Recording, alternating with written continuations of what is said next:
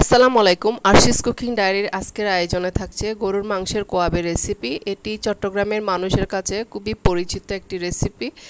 কুরবানি ঈদে এই রেসিপিটা চট্টগ্রামের মানুষরা খুব বেশি পরিমাণে করে থাকে।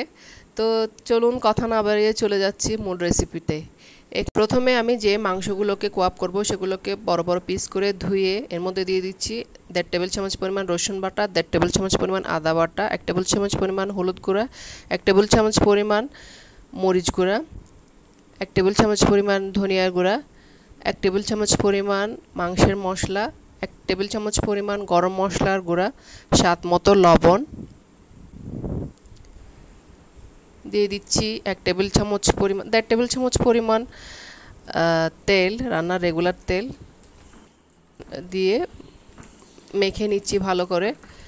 তেলটা আমি আরও ইউজ করব। এখানে প্রথমে আমি 1.5 টেবিল চামচ পরিমাণ তেল দিয়ে মাংসগুলোকে খুব ভালোভাবে মিক্স করে নিচ্ছি। এই পর্যায়ে একটা সসপ্যানে আমি মাংসগুলোকে নিয়ে নিয়েছি।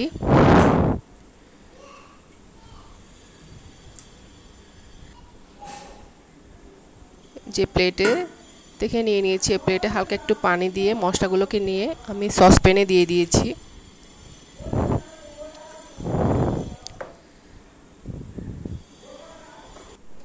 এই পর্যায়ে আমি সসপ্যানটাকে মাংসগুলো সহ চুলায় বসিয়ে দিয়ে দিয়েছি। এর 5 মিনিট পর আমি মাংসগুলোকে ঢাকনাটা উল্টিয়ে একটু হালকা হাতে নেড়ে নিয়েছি।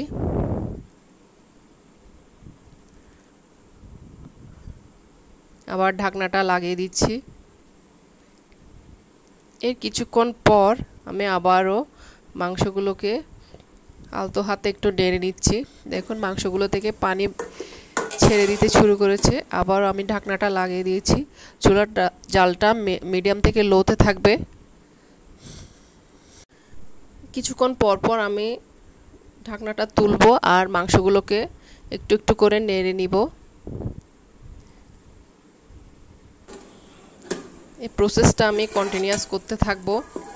চুলার জালটা একদম মিডিয়াম টু লোতে থাকবে। এখানে আমি কোনো এডিশনাল পানি ইউজ করি নাই। আপনারা চাইলে এখানে পানি ইউজ করতে পারেন যদি আপনাদের মাংস সিদ্ধ না হয়।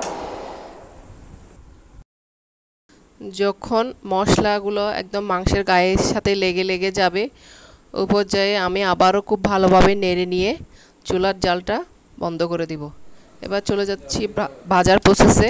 এখানে আমি চুলায় একটা কড়াই নিয়ে পরিমাণ মতো তেল নিয়ে মাংসগুলোকে 2 ব্যাচ করে ভাজবো। প্রথম ব্যাচে আমি মাংসগুলোকে মাংসগুলো তেলের মধ্যে দিয়ে দিব।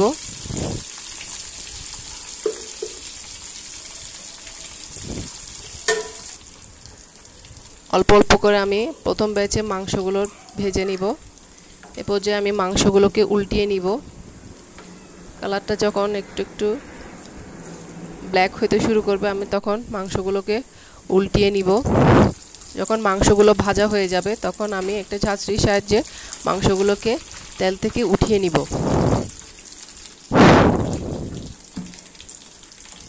আমি অল্প অল্প করে মাংসগুলোকে তেল থেকে উঠিয়ে নিচ্ছি।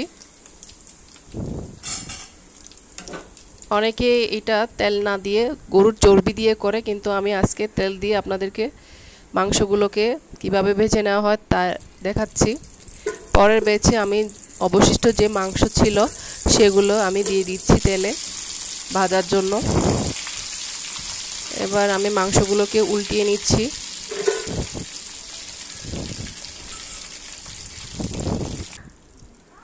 খুব সাবধানে আমি মাংসগুলোকে উল্টিয়ে নিচ্ছি।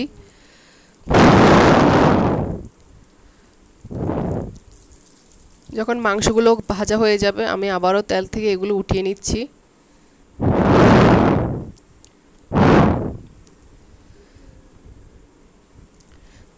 ব্যাস তৈরি হয়ে গেল আমার গরুর মাংসের কোয়াবের রেসিপি।